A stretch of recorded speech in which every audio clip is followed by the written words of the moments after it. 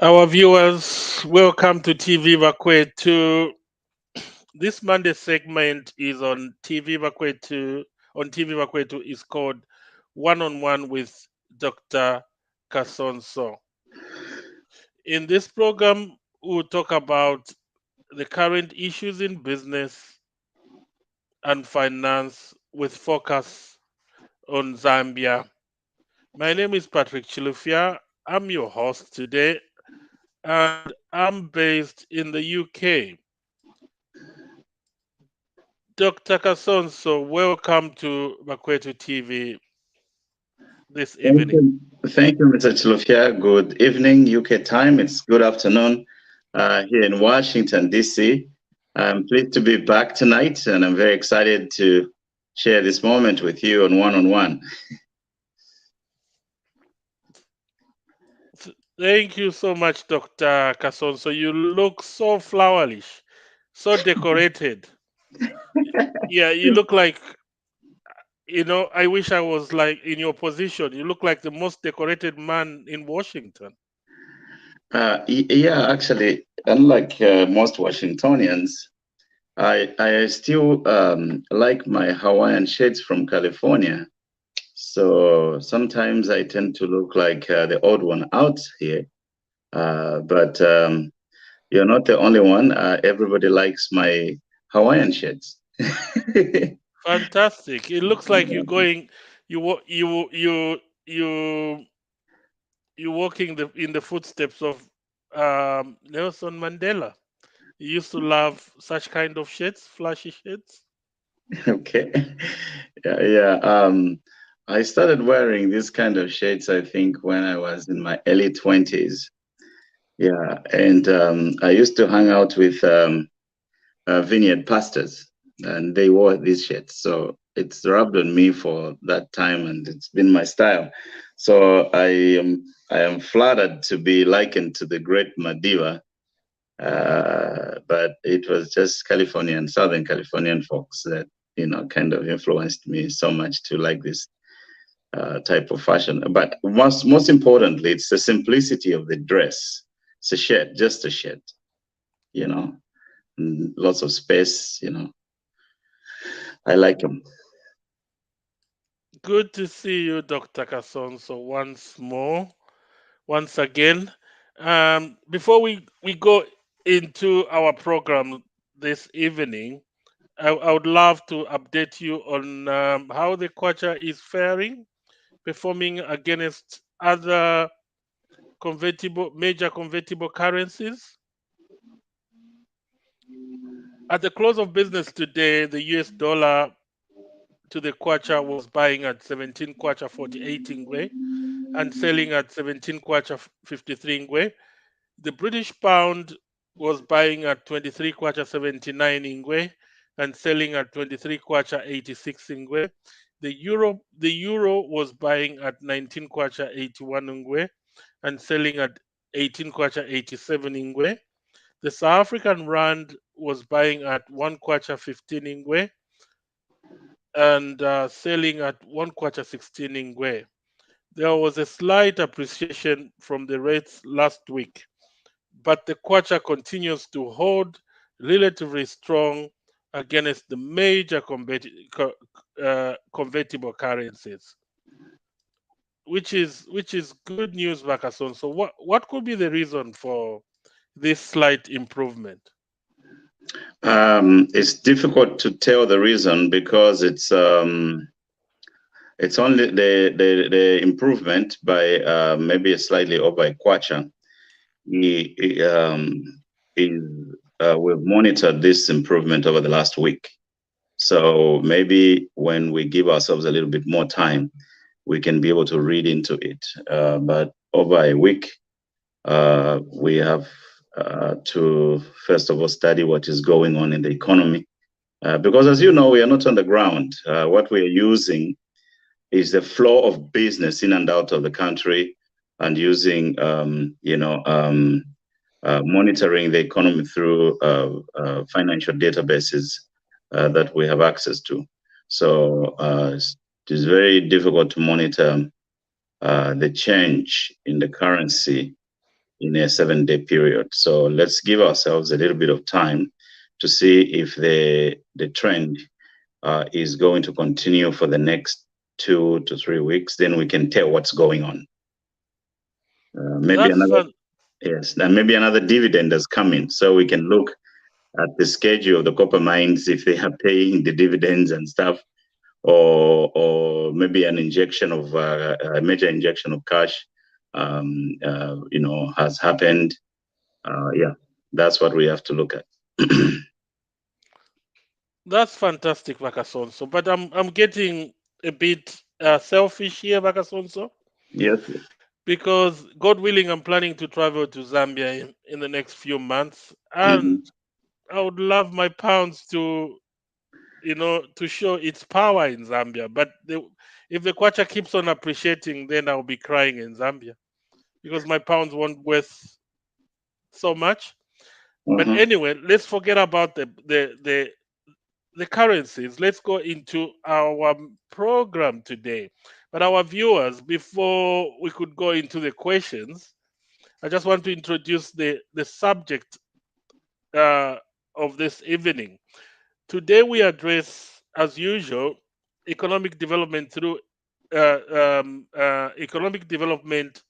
The subject for today is entitled Economic Development Through Enacting and enforcing sound business and corporate regulations. So we'll discuss effective supervision of companies in Zambia, best practices in liquidations.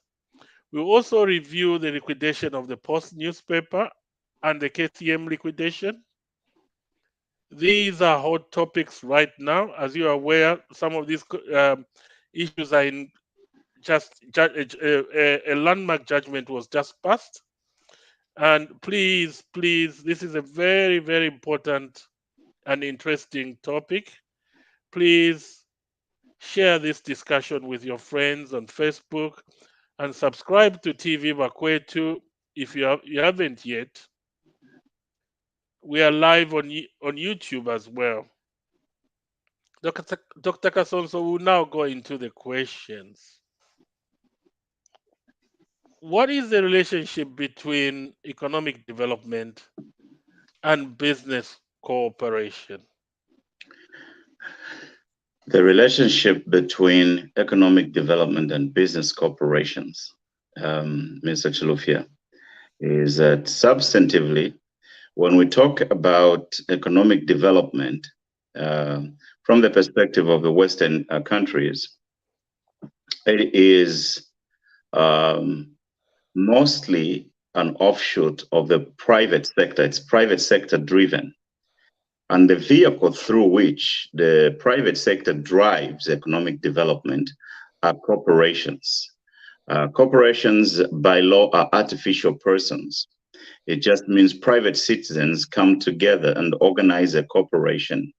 And through the corporation, they are able to build a product or create a service, and that allows them to earn economic resources or finance on a markup, and that benefits them, and they distribute it amongst themselves to the benefit of the owners, and they pay off the employees, they pay other stakeholders that are related to that. So the corporation, the business corporation, is the center of economic activity, and it's the vehicle through which economic development. So if we go a little bit even historic, the corporation is one of those incredible inventions, American inventions, the private corporation or the publicly listed company, whatever it is. When 400 years ago, when it was invented, the business corporation,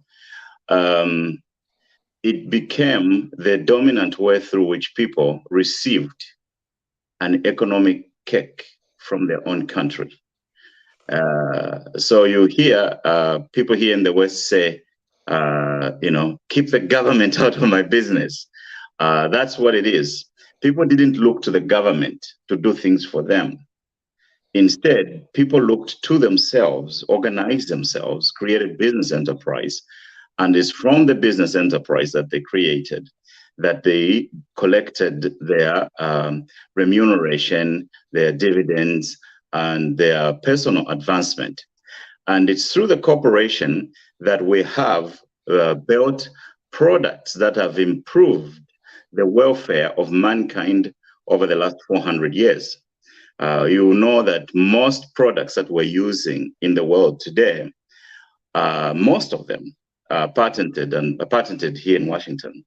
For example, let me give you an example. An automobile, motor, it's an American invention built by the Ford Corporation. Henry Ford built the first automobile. It wasn't a government that built the car; it was an individual that formed, and that product through that product was offered and advanced through a business corporation. So from the corporation comes the products and services that improve the welfare of mankind. So there is no economic development without a sufficient number of business corporations with products that are to help the welfare of the people. So business corporations and economic development are intricately related. So, Wakasonso, so what you're telling me is without corporations, companies like Ford Johnson and Johnson, Delta Airline, America wouldn't have developed to the level it has developed now. No, it wouldn't have. It is private sector driven. It's the corporations, the companies that have developed the products that have created a giant economy that almost controls the affairs of mankind today. So, which means even Zambia, yes, we need to cherish and encourage private entities to grow so that they can create jobs and develop the country, isn't it? That is how you do it. There is no other way to do it. The way to do it is through healthy creation of good companies, maintenance of great companies, small and large, that are providing a service within the economy and products within the economy. That is the way you grow an economy. That is the way you achieve economic development. It's from products and services. That's fantastic, Kasonso.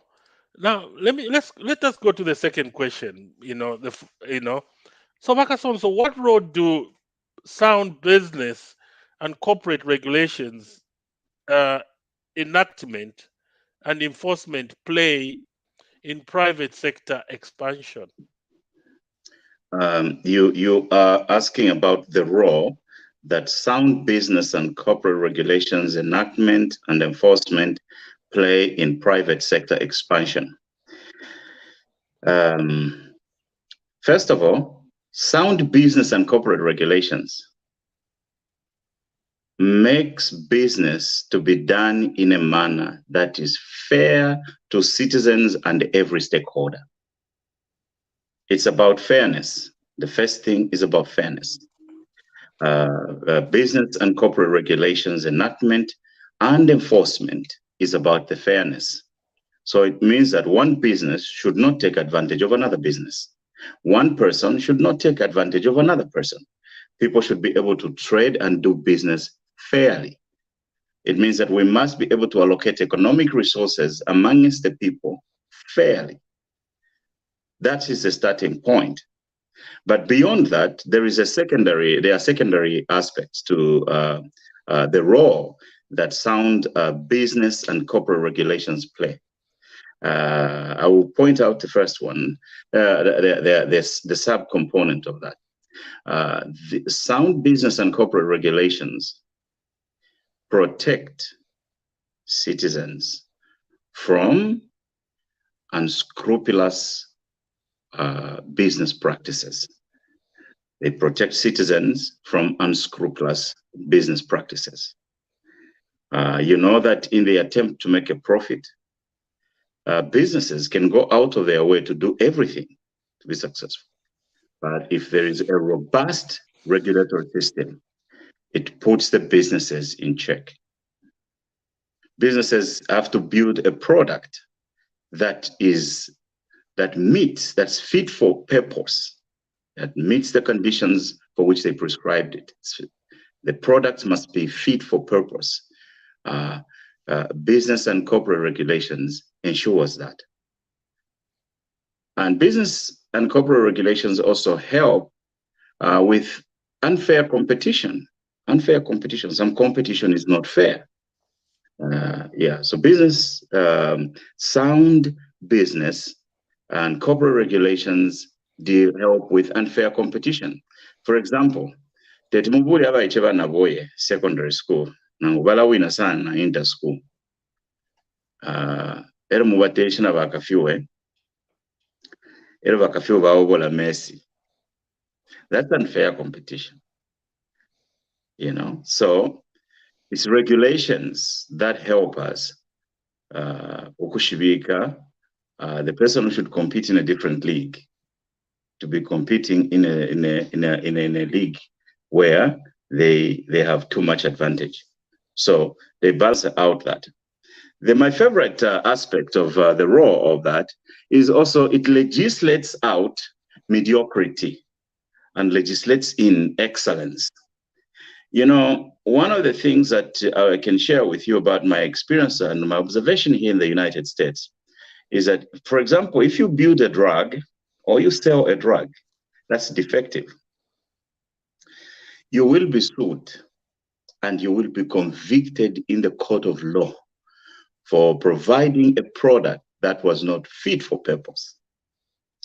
And when you are convicted, you will be you'll be charged damages. You will pay a lot of money for that, which means your company will probably fold and the owners are probably going to jail. So because there are those sound regulations, only an excellent product will find itself on the shelf in a public market.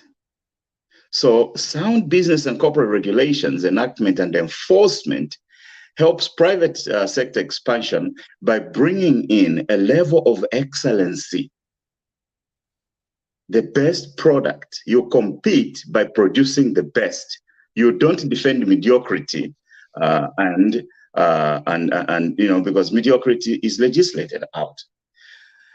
So those are among the reasons why you know, the role that these regulations play. So if we have a sound regulatory system, we are going to be able to experience robust expansion in the private sector, and we are going to have people employed as a result of that process.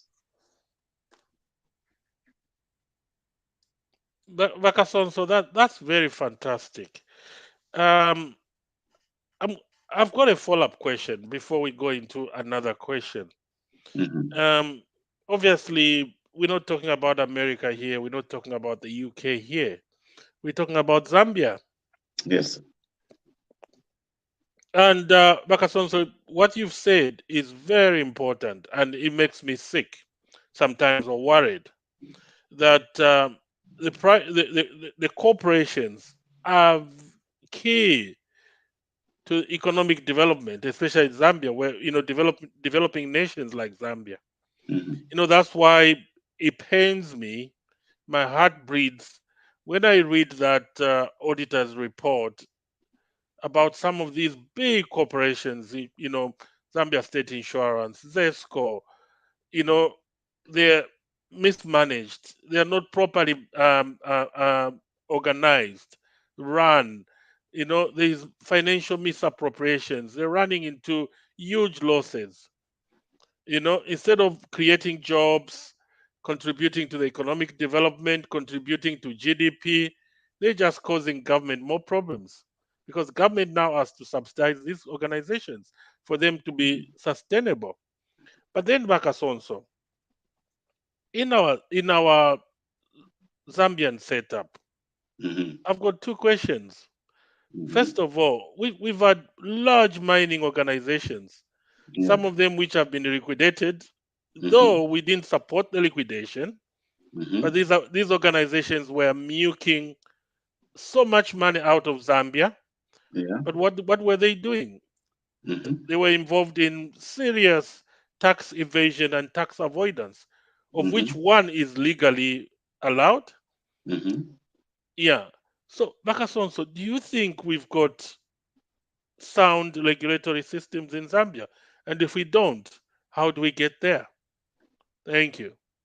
That's a good question, Chilufya. We have some, but not all.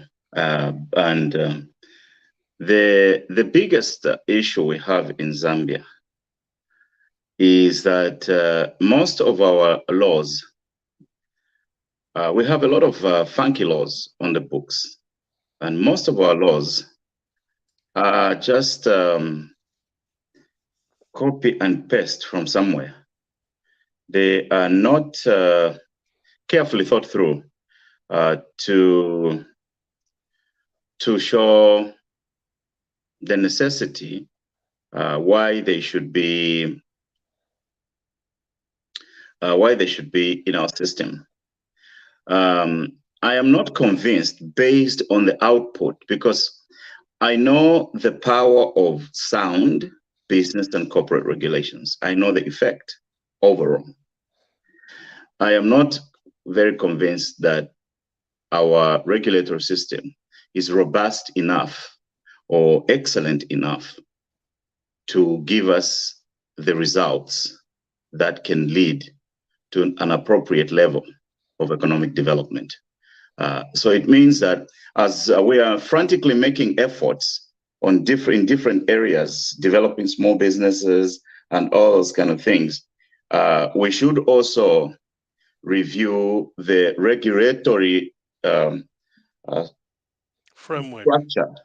We should review that as well, so that it's in line with our 21st century targets and goals. And I'll comment on some of the things as we go that are provisions in our laws, which are either archaic or just outrightly funky, and they cannot lead to the development of companies that can prosper and put a country where it needs to be. Yeah, Kasonso. Yeah, just another follow-up. Yeah, like Bank of Zambia. Bank of Zambia is part of the regulatory system in Zambia. Bank of Zambia is a regulator and also a supervisor of banks. We've heard about banks being penalized by FIC. Yes. And and then we've heard about organizations not returning the forex when they sell the copper and products. What do they call them? ShopRite. They just sell their products and they take the money out. So do you think there are leakages somewhere, or the framework are not so tight, or because Bank of Zambia needs to monitor that? And if the laws are not there, Bank of Zambia needs to send bills to Parliament to strengthen, to seal those loopholes or leakages. Yeah, you have touched on a critical issue, Mr. Chilufya. It's called the supervision of companies. Yes. Yeah. The supervision of companies has to be based on a robust regulatory system, the business and corporate legal system. So where there are mismatches between that, then you have those leakages that you're talking about. Because when you look at the role that Bank of Zambia plays in the economy, sure, there are other institutions that could play a more significant role in supervision of companies operating in Zambia.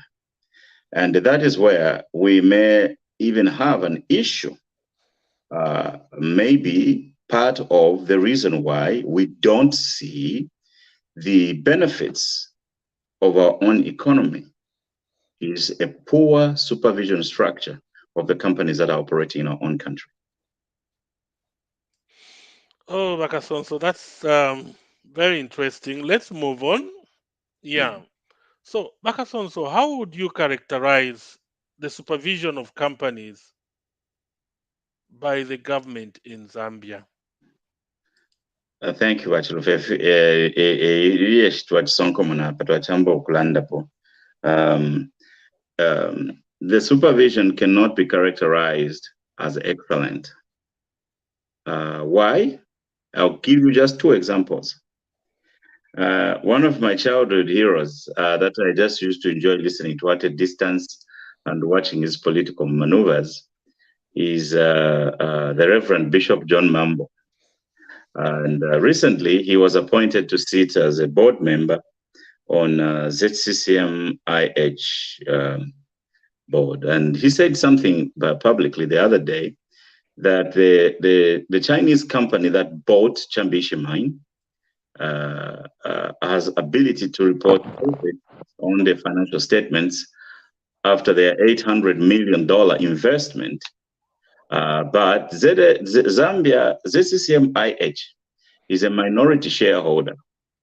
But the man of God was unable to track and coordinate their board meetings and any dividends paid by the company to the government. So now, of course, as a board member, it is his responsibility and to ensure that they collect those from that. But government surely it must be able to supervise companies or corporations that are operating within their country. Did they file their financial statements? And did they file their annual report, the audited annual report? Who audited those companies? And what did the audit report say? And how much debt do they have? And did they report a profit? When did their board meetings take place? So that's corporate supervision or supervision of companies in Zambia. Clearly, by virtue of what Bishop Mambo said, we see that there are loopholes. Now, you can't run a country like that. Economic development comes from businesses that make a product or create money. So if you're not supervising those companies, you will not see any money in the country. So mali bweyakuilombera bachilufya mali bweyakuilombera nga chako batatule checkinga ama books yabo mali bweyakuilombera. Here in the United States, we have the Securities and Exchange Commission. Every quarter, my companies, they don't just file 1 year. They have to file the quarterly reports, the mid-year reports, and the annual reports. And all of those are looked at, reviewed, and the numbers are calculated. And once the numbers are calculated, they can see what is going on in every company. And the government even can see where they are struggling without them telling the government. The government knows where they're struggling. Government can even come up with policies to assist them before they even tell them, because they are supervising the companies. So the supervision of the companies has not been excellent. We need to see our new Dawn government raise their game, raise the government's capacity to supervise the companies in Zambia, where ZCCMIH can't go on without dividends. The supervisory body of companies in Zambia should have noted that and followed up. But clearly, they have not been doing that. The new board member who was appointed by the president is the one who comes to discover that. That's one. Two, remember last year there was a conversation about debt, national debt that Zambia owes. We found out that Zambia actually owes 27 billion here at the World Bank. So now the government said they owe 12 point something, and then we found out actually they owe a little over 14 billion to outside companies. And then we also calculate the internal public debt. You go maybe to somewhere around 20 billion. And then the difference between a little around 20 billion and that is about 7 billion. So far, we haven't had any clear and categorical explanation of who owes that. But we know this one thing. These are monies owed by foreign corporations that are operating in Zambia. These corporations have borrowed money from where they've come from, offering Zambian resources as their collateral. So it's our debt, and it's going to be paid out of Zambian resources. So what government is busy, active here, trying to borrow some money out of those people also have borrowed their own resources. But there is literally no public information on that. We need to have that information in the public domain. Our government is new. They are getting their act together. But clearly, for the last 10 years, we have not had any information on that, because for them, running a country was about sending police to go and beat up people. But the supervision of companies is a very critical aspect of sustaining and maintaining economic development. So, Kasonso, about Bishop Mambo's statement that ZCCM Holding is a minority shareholder, and from my understanding,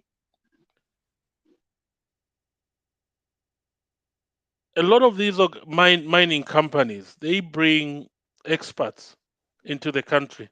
Most of the directors in those mining companies, accountants, most of them are foreigners.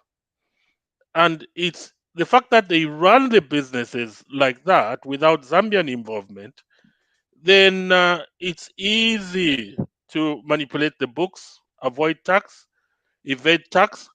And also another problem is, I've heard one of the mining company, I think it's KCM, transfer pricing, because all that is done because Zambians are not involved. So, Bakasonso, why can't we increase the shareholding of ZCCM in all mining companies? Look at Botswana, De Beers Botswana. It's 50-50%. I always talk about that because Yeah, because it's yeah, it's one of the most successful yeah, mining story in Africa, yeah, where the giant De Beers shares 50% with the government. There's no yeah. stealing. There's no taxing because Mhm, once you have 50-50%, which means mhm, 50% of directors, mhm, we're talking of executive directors, not mhm, non-executive directors, because mhm. executive directors are involved in the day-to-day running of the organization. Yeah. Non-executive directors are like supervisory level. Yeah. They are bishops. Yeah. So without, don't you think, Makason? So without that, Mhm. there's no way we're gonna supervise these organizations because by the time we go and check on them, they've cooked the books already. They've done the transfer pricing. And not only that, Uh-huh. why can't we restrict the number of directors who are foreigners in every company as long as they're in Zambia? So Yeah. that we increase the number of executive directors who are Zambians who Mhm. can also protect the interest of Zambians.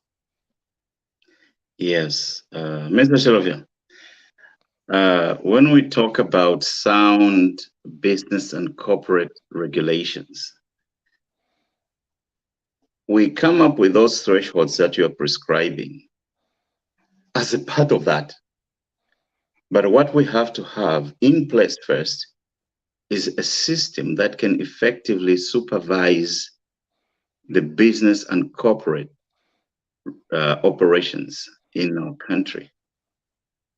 Supervision comes first. Why? Because in the country there is a government. And then the increasing of stakes has to be done with a care to the agreements in the investment deals.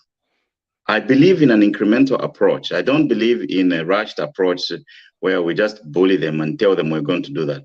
We don't have the power to do that. They have other business connections. They just plug other things and create sanctions around you, and then you can't function. So you have to be able to negotiate good deals. That is why I insist on an incremental approach, not a dramatic approach. That's what I cancel, because those people came to invest in our country on our invitation. And since they're invited guests, we have to be able to operate and work with them in a manner that reflects good business sense. But what we are dealing with today is business regulations, corporate regulations, supervision of companies that are operating in Zambia. The lack of supervision means that everything goes and they take everything out of your country. So if we have an effective regulatory system, then we cannot even worry about them cooking the books. Transfer pricing. We cannot worry about transfer pricing because transfer, if they are doing transfer pricing for internal purposes, transfer pricing shouldn't factor into financial statement level reports, because transfer pricing is a division of performance technique that cannot go into the financial statements, which we use as a basis to collect a dividend or calculate a tax. You understand my thinking there, Mr. Chilufya, the accountant? Mm, Yeah, mm. yeah. So transfer pricing is not a negative thing to use, but it's an internal division of performance mechanism. Yeah, but what we need to have is effective business and corporate regulations and the supervision of the companies that hold the money. Shirenda lama tulefwa yesha kulipira ba pensulo amashani amataxes and shabaleta. It is dependent on how good and how robust our supervision system is for these entities that make money out of the economic resources of our country. Yeah, but Bakason's also transfer pricing. Mm-hmm, Organizations can mm-hmm, sell products mm-hmm, from one company or one mm-hmm, division to another, especially if it's mm-hmm. out of the country, because they're trying to shift profits from Zambia to Switzerland. So at the end of the day, it's Zambia that is losing, Switzerland is gaining. So that needs to be watched. So you mean that they transfer the prices of the copper Yeah, and to the then what? At yeah. final. What they're trying to do is they're Mhm, selling the copper mhm, I would give an example from KCCM to another mhm. company in Switzerland, their own company, which at a cheaper price. That is not And then the trans- sales and then yeah, it's also that it's is part of transfer pricing. that is not transfer pricing. That is fraud. No, but it's part of transfer pricing. Yeah, Yeah, what they're trying to say is they're trying to sell the copper at a cheaper price to another organization, so that the profits are shifted from Zambia to Switzerland. yeah. So if the company is incorporated in Zambia and it's selling the copper prices to overseas countries, the one thing that we know is this. The one thing that we know is this. We know the price of copper in today's global market. If we have effective supervision of companies, we will not allow those funky prices. We will not allow even them to sell to another entity at a cheaper price than the price we know that it is a running price, it's a running market price for the product from our country. It all goes down to strong supervision. That's what I'm saying. But Yeah, that can happen while we are watching, and also corruption can be involved. I have heard that. I had a discussion with a friend of mine recently when I was talking about a chain store supermarket uh, only selling products from another country. So I heard that there was a group of people who wanted to discuss and negotiate how they can be done. But the people on our side who were on that panel uh, were only there to solicit for campaign donations. They call them campaign donations, but they solicit for their own money. They're trying to collect a bribe. So that is where Bali Waban to us to institute corruption-free operations and put people in there with the nation at heart, not for their own personal benefits, because we can't do corporate supervision if we can't represent the financial position of the country. We can only represent our pockets and what can go in them. It's very difficult. Yeah. So, Bakason, so you've noticed now, you agree with me. The Okay. countries that are doing very well, corporates are doing expanding, is where Mhm. there's less corruption. Yeah. Government officials won't go to corporations for bribes. Look at Mhm. the UK, United States. We're not saying there's no corruption, but it's minimal. And then in Mhm. Africa, Botswana is the best example, Yeah. where corruption is very minimal. Yeah. But anyway, let's move away from that, Bakason. So Yeah.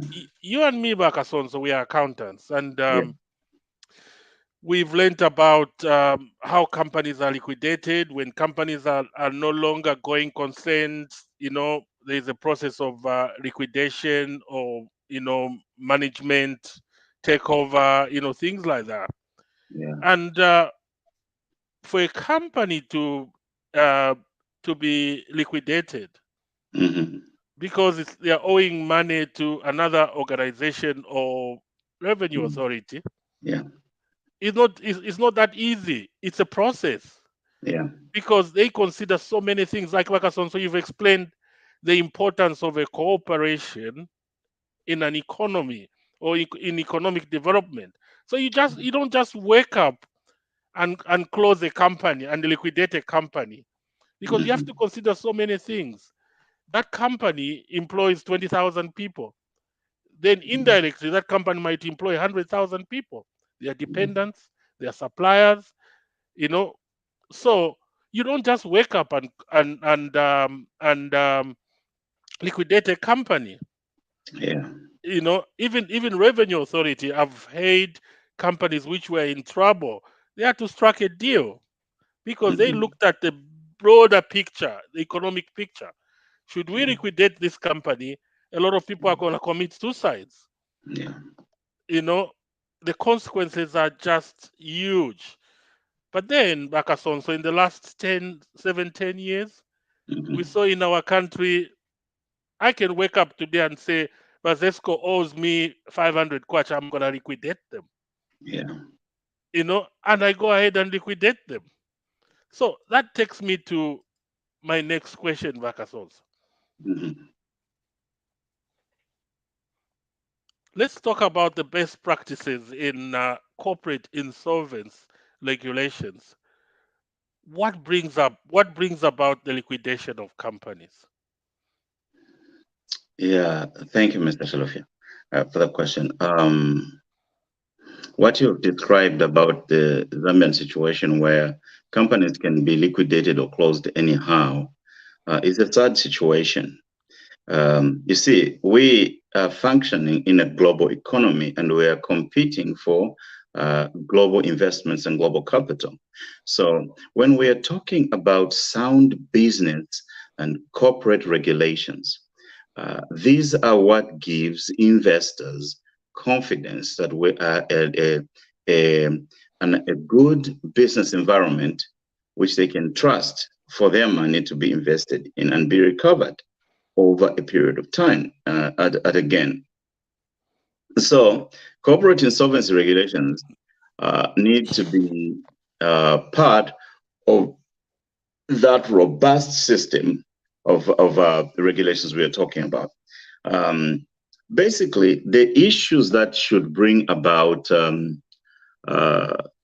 insolvency and where liquidation of a company comes about, liquidity problems where a company, first of all, it's failing to meet its obligations. First, I'll concentrate on that part, but let me cream off and talk about two other incidences. First of all, there is a time, Chilufya, when a company's main product goes completely out of market. The company knows that that product will never be in use again. They can voluntarily decide to liquidate the business.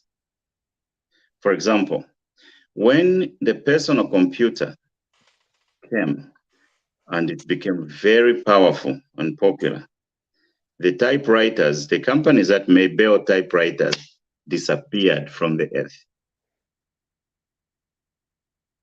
You understand what I'm saying? Similarly, in the era of NTC's businesses, NTC's network, companies,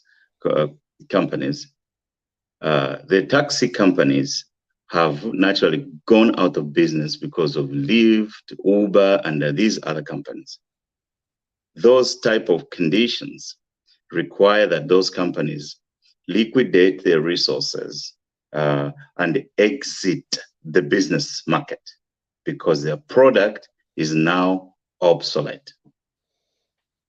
Two, because of the methods of production, government can pounce on a company and force it to shut down because of other effects that the company is having within the economy, maybe to do with pollution, maybe to do with environmental disaster, maybe, government steps in to liquidate the company and move it out of business.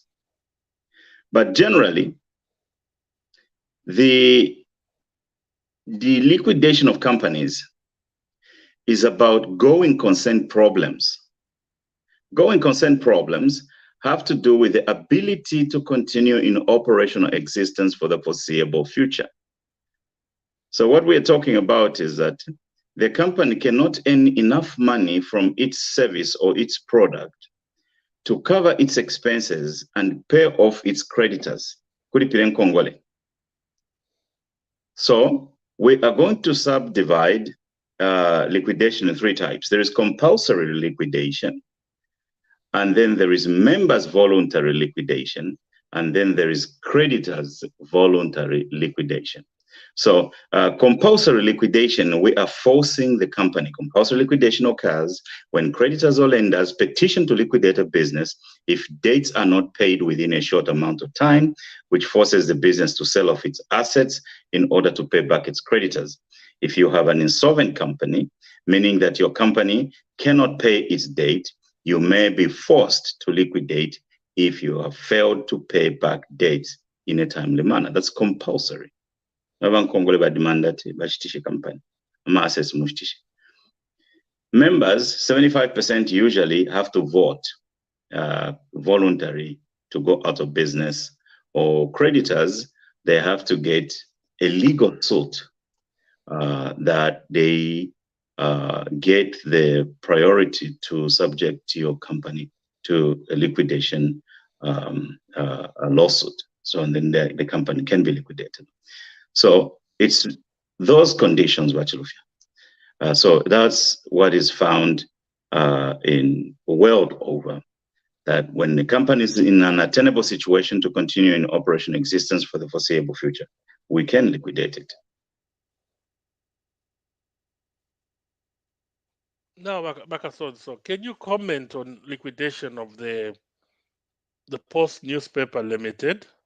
Mm-hmm. What went wrong?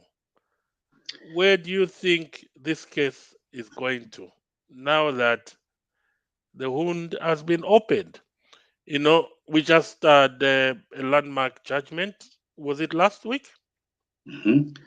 Yes. And the judge now has sent back the matter to the High Court. Mm-hmm. And the judge says, whatever happened, let's pretend it never happened. Now and void. Over to you, Kasonso. First, I will tread carefully because I'm not a legal expert, but I am a business and corporate law expert because that's where I operate as an accountant. I cannot interpret what that judgment means on the basis of the laws of Zambia alone. But what I know is simple. From the principles of liquidation that we know as accountants, the Post newspaper was not insolvent. The Post newspapers was not having going concern issues. So the idea of even subjecting to liquidation was preposterous. That's one. Two, it seems to me that there was an issue of using an illegal procedure that wasn't even allowed at law. Because takwabo kwe mukupinde nkongole ku muntu ba Chilufya nokwe mukupinde nkongole ku muntu ero mwamufimba na pakanwa tiwe takuli kuyalanda kupa nkongolesho wa kongwe twalapo kabefyonsefo wako atatushitije nokushitisha chalo chakwana nicho mwala tekefi chakwa kaunda, you know. So it seems to me that's what went on for the Post. They may have had other business risks because of the political environment in which they operated, of course, their interaction with the politicians of that time. It seems to me that that liquidation was so extraordinary that it deserved a second pair of eyes to look over exactly what happened. Now, when there is a judgment that said whatever happened was null and void, and your assets have already been sold, it means that the people who sold your property did that illegally. That's one. Two, it also shows us the mismatch or the breakdown. Let me say this. It also shows us the inadequacy of the regulatory and enforcement system of regulations, of corporate regulations in the Republic of Zambia. Because if there was a supervisory authority there, that had the law on their side and followed the law competently, the Post newspaper's liquidation, according to this judgment, then should have never happened in the first place. So we have to relook at the laws themselves. How could the law allow people to take those huge jumps? Of course, we can attribute it to corruption. The law is written very well. I actually had the opportunity to read not the old law on which they based it, but the one that they wrote in 2017, the Insolvency Act of 2017. And I found that in the Zambia, the receiver or the liquidator should be an individual. Now, I don't know why we come up with such funky laws, because in my profession, first of all, even for you to bid for a piece of work, you have to be able to be a company with a requisite X number of experts. And you also have to have a certain amount of economic resources for you to qualify to tinker with a bigger project or work on a project with bigger amounts of money.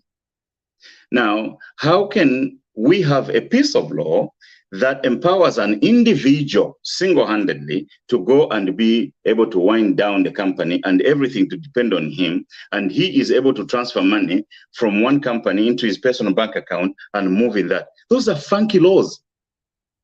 We need to change the regulations in the Zambia. Business and corporate regulations that support economic development are not that. Iya company law, corporate law in 2017 yana mwene, based on efebachitire ku post wakusala individual. Chimono kubula koswe bankrupt rat doesn't have anything.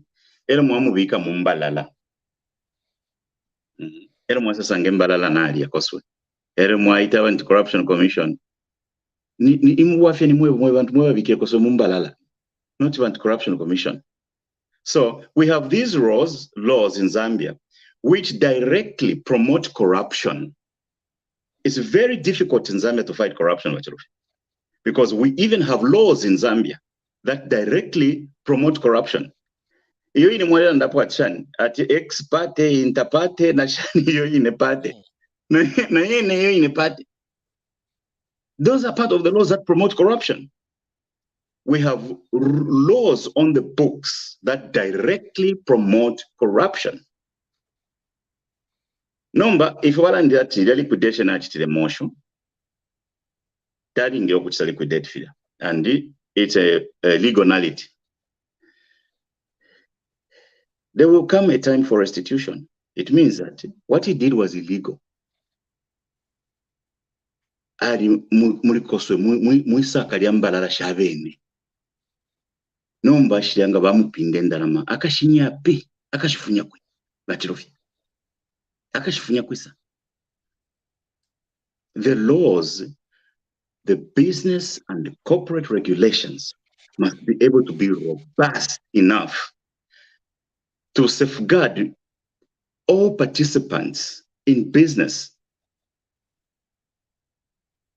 If it's a corporation, for example, that liquidated the Post, and what they did was a nullity, and in the future they may be sued to return all the money back, it is easy to get that money back.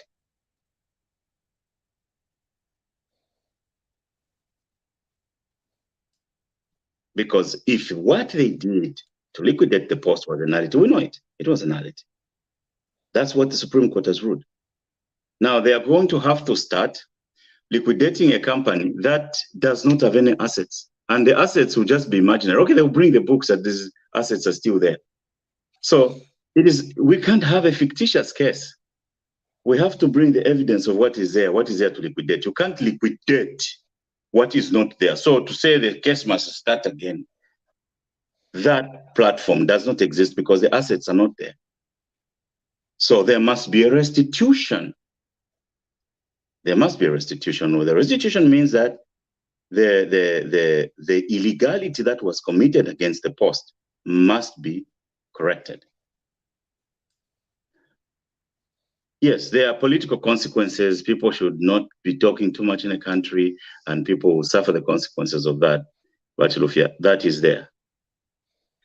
But what we are advocating for in our New Dawn government is sound business and corporate regulations. What we have on the books, to promote corruption, nokulaiva, and things like that.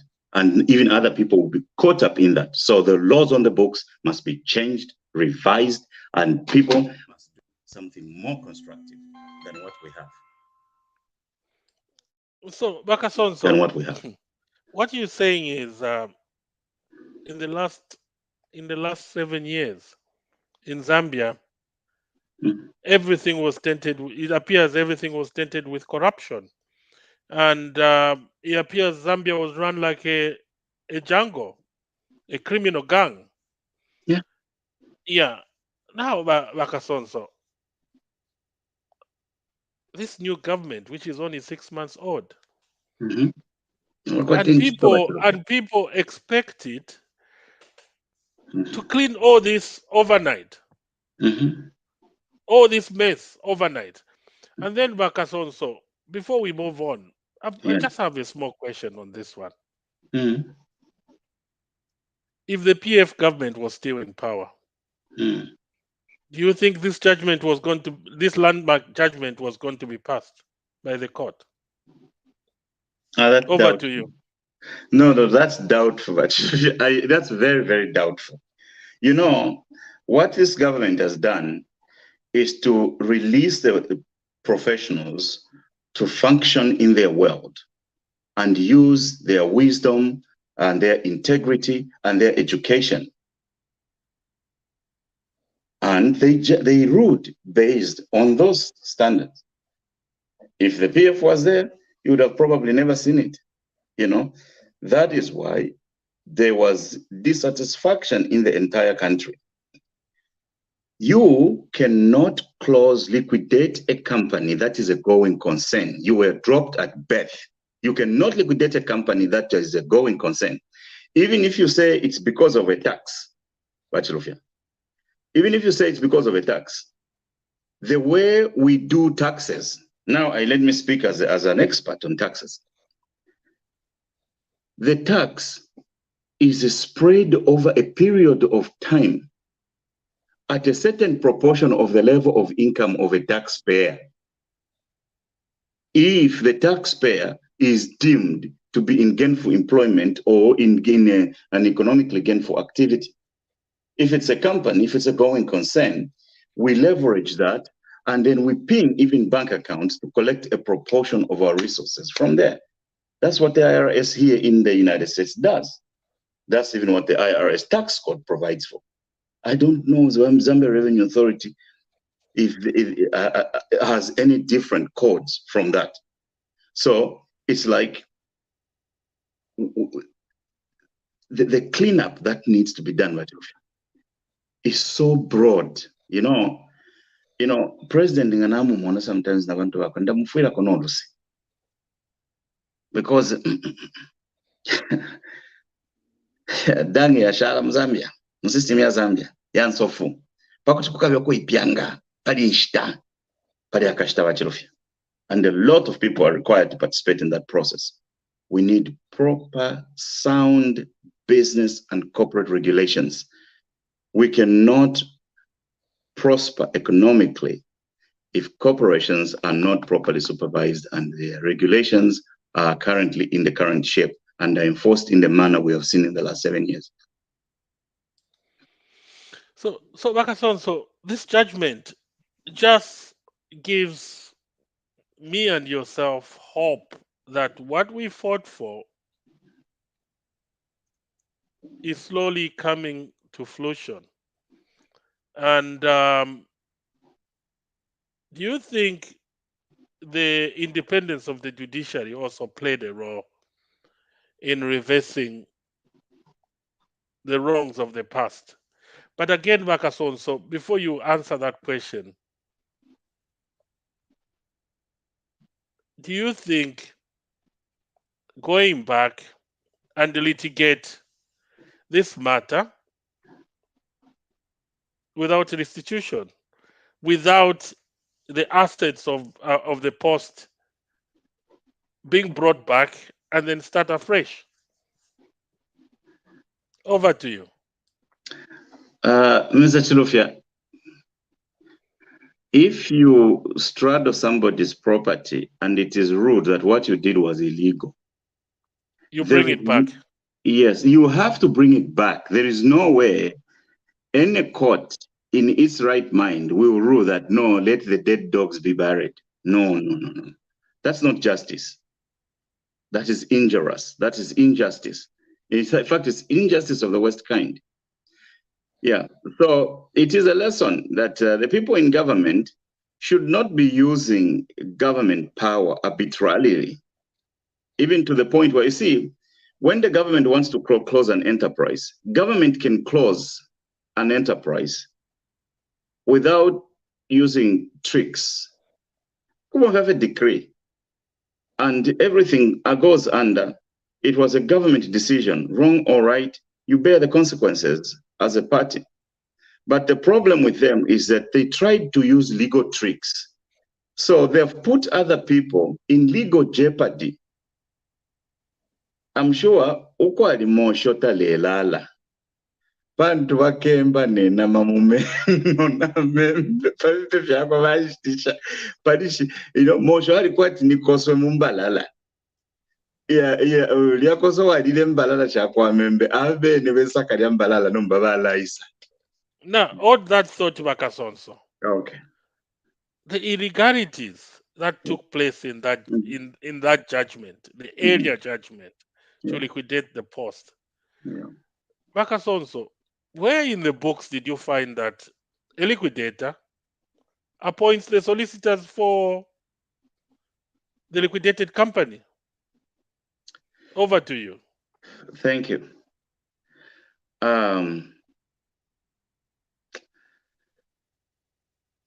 Once appointed a liquidator, you can appoint legal counsel for the company in liquidation to help you liquidate the resources. Yeah, that is why usually these are, I don't know how they do it in Zambia. In Zambia, everything is just convoluted. Once a firm that has been hired to liquidate, usually those firms have both accountants and lawyers. They will use different teams within the firm, and the lawyers will take care of certain business. So they can hire even a small attorney firms and to assist in a certain portion and things like that. But in Zambia, they appoint an individual, and that individual is going to hire lawyers. It's just a funky system. It's a rubbish system. It's a rubbish system, Bachelor. Things are not done that way. It allows corruption. So that guy appoints his friends to tell him what he wants. There is no objectivity. There's no objective legal opinion and everything else. It's just a corruption. It's like creating a racket. You understand what I'm thinking? Yeah. Now, Kasonso, on that thought, in countries like America, United States, even South Africa, I think Botswana too, the way that judgment was, somebody could have gone outside the judiciary, what they call the independent judicial review, and they would have taken that matter back to court, even before going to the Supreme Court. What do you think? So does that take us back to poor regulatory framework? It does. It does. There are problems because even the judges have limitations in what they can work with. The regulation framework is not robust enough And some of the things are going to be made up. For example, when they say, okay, this case is going back with the original parties involved, and then this guy who sold the property illegally is also going to be appended as a third party. Now, what is his role? Is his role a witness? Is he a plaintiff? What is his role? You know, so it creates questions. It creates questions.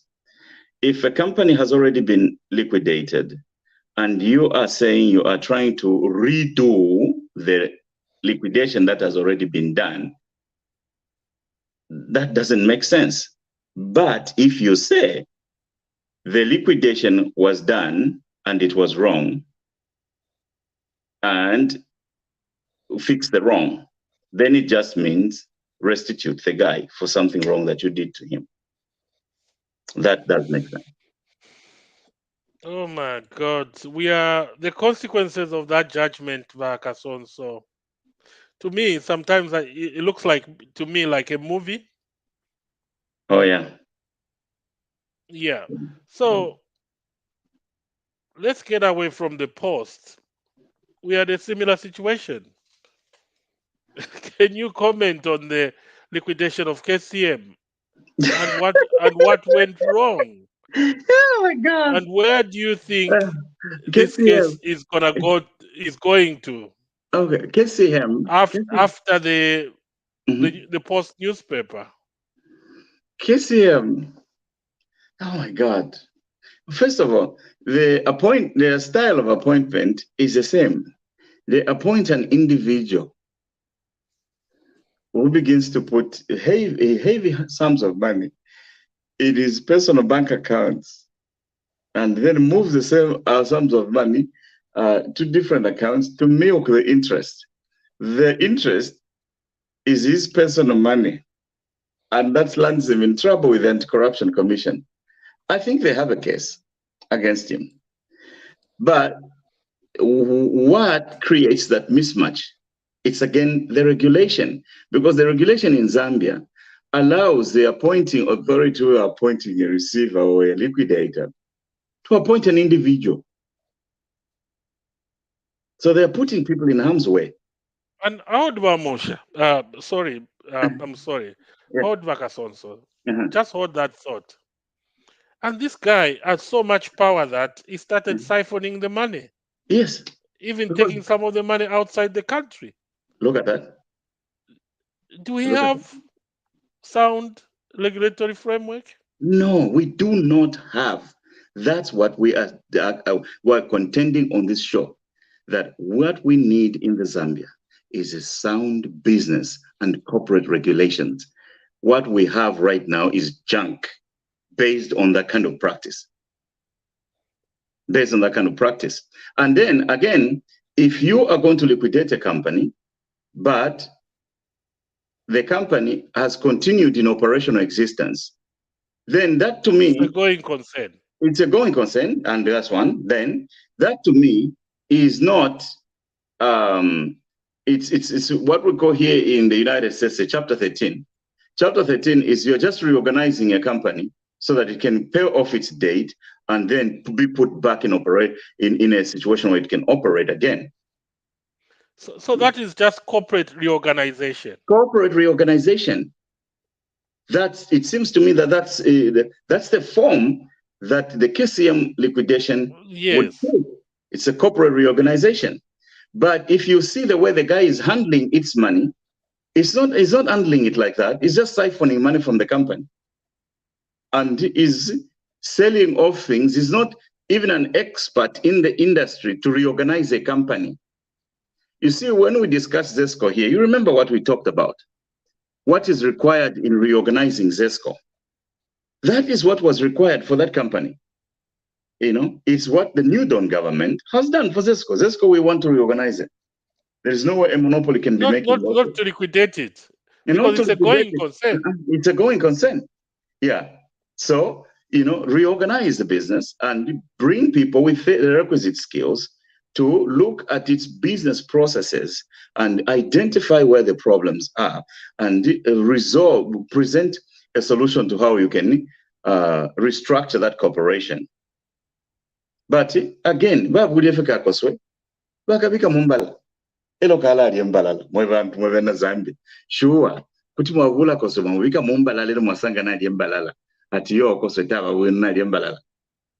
No. We need sound business and corporate regulations in the Zambia. But Kasonso, the case of the Post and KCM is not just lack of sound regulatory system; it's also corruption. Of course. Yeah. What we're saying that the laws, lack of political will. Yeah, not only political will, the laws on the books that allows one individual to be appointed as a liquidator, one broke individual to be appointed as a liquidator for a rich company with billions of kwacha promotes corruption. We need those laws out of there. Tonight's show is a crusade for sound business and corporate regulations in the Zambia. Unbelievable. You know, Kasonso, this reminds me of one of my lecturers who used to say how businesses are run in Africa. He says they run like a jungle. You know, and you know, sometimes I used to feel bad, but then eventually I started agreeing with him that we run our affairs like in a jungle. Yeah. And that's why we still keeps on going backwards. But then Kasonso, on a serious note, yeah, is it the right time to review, enact, and enforce sound business and corporate regulations in Zambia? The answer, Chilufya, to that question is what are your thoughts? It's the answer to that question, Chilufya, is a resounding yes. The time is now to enact, to review first what is there, then enact and enforce sound business and corporate regulations in the Republic of Zambia. So, Kasonso, Okay. All this jungle business. Now I'm using my lecturer's jungle word. All this jungle business that took place in the last 10 years or so.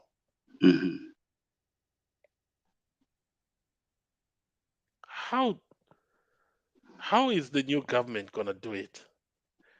Don't tell me this is gonna take 2 days, or because we've now heard noisemakers, cry babies, are saying this government hasn't done anything. And looking at the issues, this country has taken over, the corruption, everything. Yeah. You see, like Dr. Elias Musha likes to say, this new government needs to be in our prayers, and they need all of our support and goodwill. If one thing the president said one day is that they found out that the hole was the ditch actually was much larger than they thought. Yeah, I feel a little bit pity for them, but it's large problems like that require big guys to rise up and provide leadership. It can be done, and it will be done. One step at a time, one issue at a time, and united together as a people, we are going to fix the mess, and we can do it. Now, Kasonso, the big elephant in the room. Let's not even go to KCM, because looking at the judgment for the Post, the owners of KCM will go the same route. But let's put that aside. Kasonso. Yes. Let's talk about the judgment now, the landmark judgment, and its consequences. So you stated something very, very important, that there's no way they're gonna go back and litigate this matter without restitution. Yeah. So what's the way forward in this case? Because I've seen already the posters reopen their Facebook page. So which means to them they're gonna get some sort of restitution. But the question is, if that happens, Yeah. who's gonna pay for that? Because all those assets are sold, they're gone. Are we gonna go back to the people who bought them and say bring them back? Chilufya, ifyo kwena nshishebe but kulingana ifyo lo ilandile fili FP bashitile chimo washite fya kwiba. So nabo bali bali So which means we are in for a rude awakening. Of course. And some people might end up in jail. Of course, they will end up in jail. Mwali mwisho Freddie Membe. Mwali mwisho Freddie Membe. Tayari kulu bali lwesu. Tatwale msupporta but ifa bamuchitile fyali ana fair. So na ena kale hapo kenda la mashako. Okay, Kasonso, outside business development. Yeah. What is your advice? Because we have a guy here. We sympathized. I sympathized with him for losing the company because of the way it was done. I knew it was done in a crooked, in a gangster criminal style, using the law, but they're trying to punish somebody. Just like KCM. They wanted to siphon money out of KCM. That was the plan. And they put their own man, Ekada Milingo, and started siphoning the money. So now, Kasonso, the question now I've even lost the question, Kasonso. I heard what you said. You wanted us to make a few recommendations as we draw towards a close. To our conclusion, Yeah. So basically, the recommendations are very basic. You know, the first one, the New Dawn government, the government we supported, Chilufya, has been in government for 6 months. They should not stray from the path of doing things or business in a manner ordinary. They should not be excited with the power, but they should go and review this business and corporate regulations in Zambia and bring back the dignity that is deserved in our country. They should recognize the relationship between economic development and business corporations. Well-run businesses, entrepreneurs are not just people who sell at the market. People who run corporations, the managing directors, are the super entrepreneurs because they organize enterprise to offer a service. They should be able to count on those, and organize those to run efficient businesses and business corporations in Zambia, and even get recommendations from them on improvement to the regulatory system in the Republic. They should not hurry to wind up a company because the owner is a PF cadre or is against them or is a super tribalist. They should institute in robust supervision of companies operating in Zambia, both for what they've borrowed in the past. You know, if we can take corrective steps, one step at a time, we'll eventually get there. If we can do that, they should have a robust supervisory system of companies that are operating in Zambia. all of them, and the enforcement, the enactment and enforcement of new regulations should come as quickly as possible. Let them not just review the Constitution, let them review different segments of rules and laws and align them with the best practices in the global economy and steer the ship in the right direction. I know there is a lot of will, I know there is a lot of good intentions, and I know there's a lot of good plans that we need in the Zambia sound business and corporate regulations that are worth the name of our country, and we need to move away from the banditry that we've just survived in the last 7 years. Thank you so much, Dr. Kasonso, for coming to this program. We are now coming to an end of the program, and we thank you so much. We thank you, all our viewers in Zambia, in Chiwempala, in Chabanyama, in Lubengele, in Chimwemwe, in Kansenshi, in Mandevu, for watching this program. But before you go, I would love to encourage you to send those stars and also join Bakwetu TV family if you haven't joined. It's only $4 per month. Our viewers, thank you so much for your viewership once again. And only thing I can say is there is hope for Zambia with good leadership. Somebody has written here, Bali will fix it. Indeed, Barry and his team, they will definitely fix it. But it's not going to happen over time. May the good Lord bless our lovely mother Zambia. Thank you for watching, and bye for now.